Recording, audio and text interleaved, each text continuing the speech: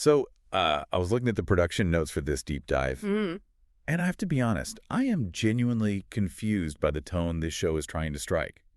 We're looking at Let's Go Kaikigumi. Right. On paper, it's a supernatural comedy. You know, the type ghost, gags, a bit of slapstick. Yeah, that's the vibe. But then you dig into the new updates, the casting, and the lore they just dropped.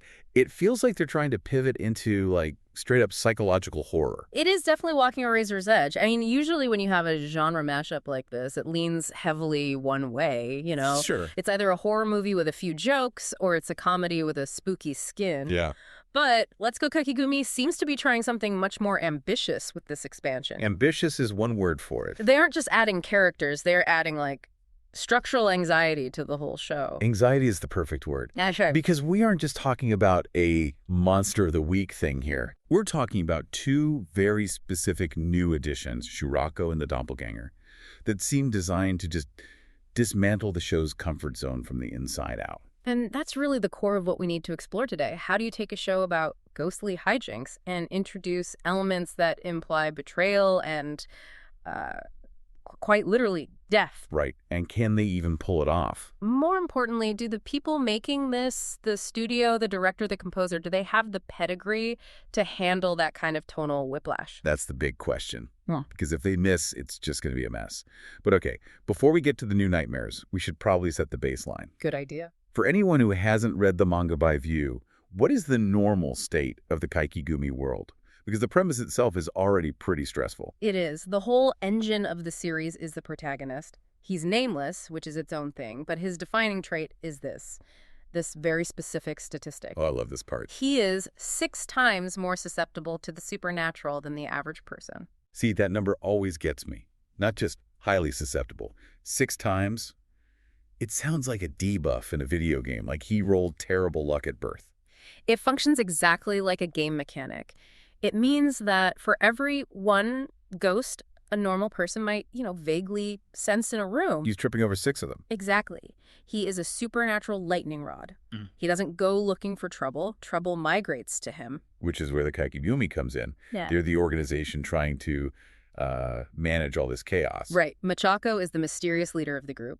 Her job is to keep the wraiths and monsters in check. So the dynamic has always been pretty clear. Protagonist detracts chaos, Kaikigumi cleans it up. Hilarity ensues. It's a formula that works. You have Tasuku Hatanaka voicing the protagonist, playing that constant state of panic, and then Ruriko Aoki as Machako, the cool-headed operator. Now, we absolutely cannot skip over the narrator.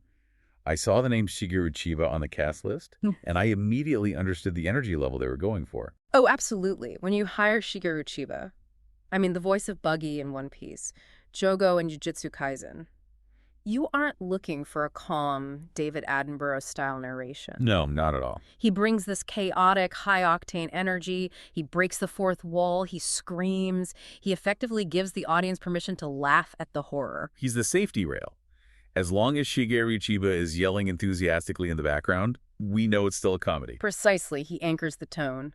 But that anchor is about to be seriously tested because these new updates are introducing threats that might not be so easy to laugh off. Okay, so let's start with the internal threat.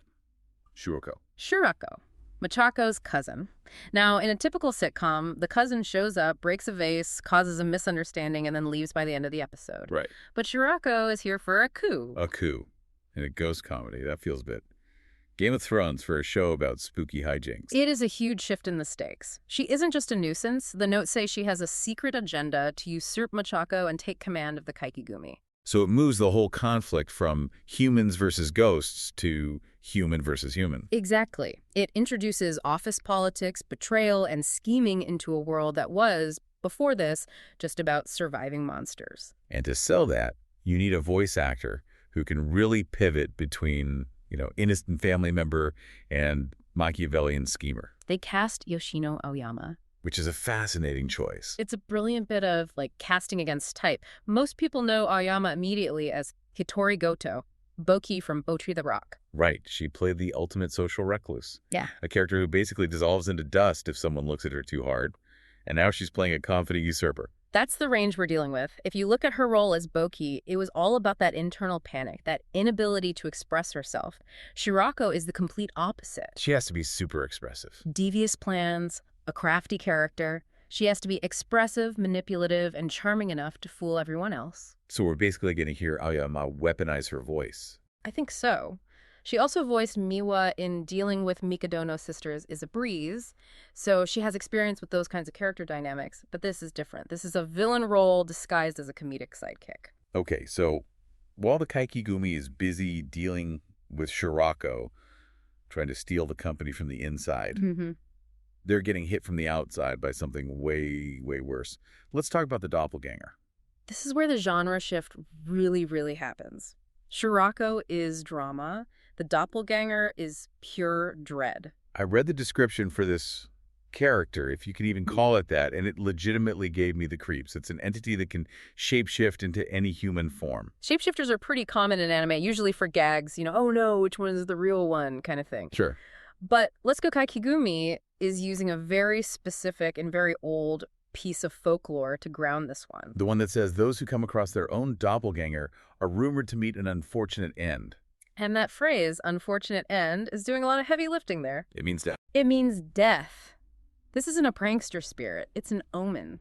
This is what I meant earlier about the tone clash. How do you balance that? You've got Shigeru Chiba's screaming jokes, but then you have a monster where if you see it, you die. And how does the protagonist survive that? Right. The guy who sees ghosts 6 times more often than anyone else. Well, that's the brilliance of the setup, isn't it? Think about it from his perspective. He sees supernatural stuff constantly. It's a Tuesday. Hallucinations, spirits, glitches in reality. If he sees his own double walking down the street, his first instinct isn't, I'm gonna die. It's probably, oh, great, another one. He's the boy who cried wolf, but the wolf is himself. Yeah. He can't trust his own eyes. It weaponizes his own superpower against him. And to voice this thing, they brought in Yuki Sakakihara, who voiced Polka in Dead Mount Death Play. Which is a really crucial connection. Polka is a necromancer. Sakakihara is very comfortable in roles that deal with death, the afterlife, that whole eerie side of existence. Yeah. He also played Jushi in Hypnosis Mike, right? A very flashy character, but with a lot of darkness underneath. Exactly. So he knows how to sound wrong. Uncanny. The casting announcement explicitly says they want a chilling portrayal. They aren't asking for a goofy monster voice. They want something that triggers that uncanny valley response in the listener. So we have Aoyama bringing the political heat and Sakakihara bringing the existential cold. That's a lot of pressure on the production team to balance this. It is. And this is where I have some doubts. I looked up the studio, C Station. Yeah, yes. They're famous for Laid Back Camp. Yuru Camp, yes. Which is the coziest, warmest, most low-stakes anime in existence. It's about girls eating cup noodles near a mountain. Are they really the right people to handle a horror comedy about lethal doppelgangers? I can see why you'd be skeptical, but I actually think this is a masterstroke. Really? How so? Think about what Laid Back Camp does best. Atmosphere, pacing, the whole vibe. Sure, but it's a cozy vibe. Horror and cozy slice of life are actually two sides of the same coin. They both rely entirely on immersion. C Station is incredible at creating a sense of place. If they apply that same attention to detail, the lighting, the sound design, the background art, to a spooky setting, it becomes genuinely terrifying. That's a fair point. If you make the world feel too real, the monster feels more real too. Exactly. And look at the team leading them. Yutaka Hirata is directing. He's a veteran. But the character designer, Yoshimitsu Yamashita, that's the real pivot point. What's his background? He's done a mix of things, but his job here is to make characters that look cute enough for a comedy, but can distort just enough for horror. The doppelganger needs to look like the other characters, but off. Not too scary, not too cute. He has to live in that middle ground. But the thing that really blew my mind, and I think this is the detail that most people missed, is the music composer. Oh, this is the wildest part of the entire announcement. It really is. I saw the name Yuketsu listed for music. Oh. And I had to double check I wasn't hallucinating. We are talking about the Yuketsu, the masked YouTuber. The very same. For those who don't know, Uketsu is a viral sensation in Japan. He appears in videos wearing a white mask and a black morph suit. He's a mystery novelist who specializes in creepy logic. He's the guy who analyzes floor plans to find murder rooms. He writes these logic puzzles about cults. He is not a musician. He is not primarily known as a composer, no. But think about why you would hire him for this specific show. Me. Is it a marketing stunt? Maybe partially, but Yuketsu's entire brand is unsettling atmosphere. His videos have this low-hum anxiety to them. By hiring him to do the music, the production is signaling that the soundscape itself is going to be a puzzle. Wow.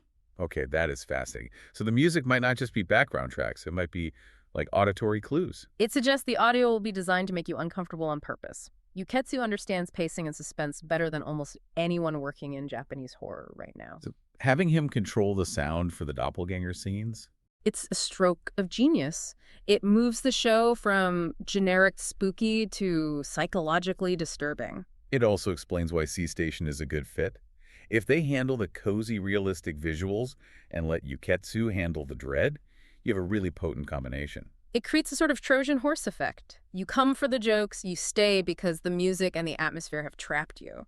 So putting it all together, we have a protagonist with a supernatural curse, a narrator who screams at the audience, a cousin trying to stage a corporate takeover, a shapeshifter trying to murder everyone, and a masked mystery novelist doing the soundtrack. That is, let's go Kaikigumi in a nutshell. What are we even supposed to do with this show? Is it a watch with friends and last show, or a watch with all the lights on show? I think it's a stress test show. The comedy comes from the characters' resilience. They are surrounded by things that want to kill them or fire them, and they just keep going. It's the ultimate workplace comedy. The workplace just happens to be haunted. And I think the key dynamic to watch will be the interplay between Shurako and the doppelganger.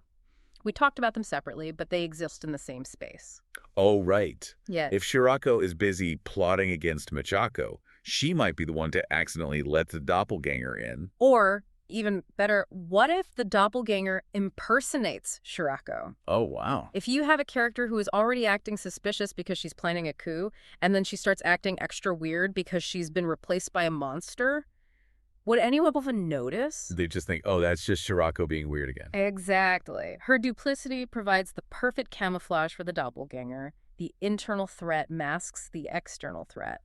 That is where the writing by Mitsumi Ito is going to be really tested. It really does sound like a house of cards waiting to collapse. And the poor protagonist is at the bottom trying to hold it all up. While being 6 times more terrified than everyone else around him. I have to say, my perspective on this has completely flipped. I went in thinking it was just a casting update for a silly comedy. But the Yuketsu involvement and the specific lore of the doppelganger, I think this could be one of the dark horses of the season. It certainly has the ingredients to be a cult classic. It's taking risks. It's hiring talent that doesn't usually work together.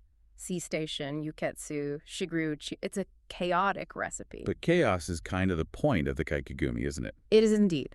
Okay, before we wrap up, I want to go back to that unfortunate end rule for a second. We kind of glazed over, but if the doppelganger kills you, what happens to the body? Does it just replace you permanently? The lore usually suggests the doppelganger takes over the life of its victim. So if the show is bold enough, we could theoretically lose a main character and have them be replaced, and the audience wouldn't even know until the very end. With a composer like Yuketsu and a writer willing to introduce this mechanic, I absolutely would not rule it out. We might be watching a character who has already been dead for 3 episodes. Well, that is a terrifying thought to end on. Thanks for ruining my sleep tonight. You are very welcome. That's it for this deep dive into Let's Go Kaikigumi.